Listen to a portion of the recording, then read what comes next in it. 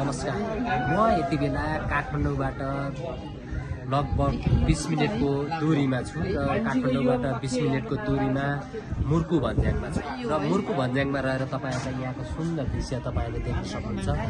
विश्वमै सुन्दर देश नेपाल छ र हामीले हाम्रो देशलाई चाहिँ चिनाउन पनि सकेनौं र हाम्रो देशको सुन्दरता विश्वमै अविस्मरणीय छ। तपाईहरुले देख्न सक्नुहुन्छ। यहाँ पर्यटकहरू, यहाँ लोकल पर्यटकहरू आएर घुम्ने गर्नुहुन्छ भने यहाँको सुन्दर दृश्य तपाईँ माझमा राखिरहेको छु।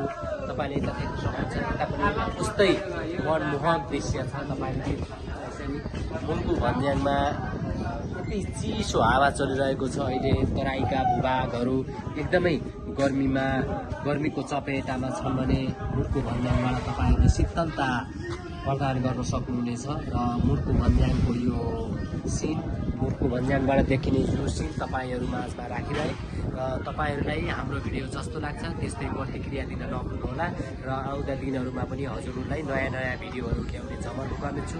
तबतकको लागि तपाईहरुले लाइक, कमेन्ट, सब्स्क्राइब गर्न जरुर गर्नुहोला भन्ने आशा गरेको छु। धन्यवाद।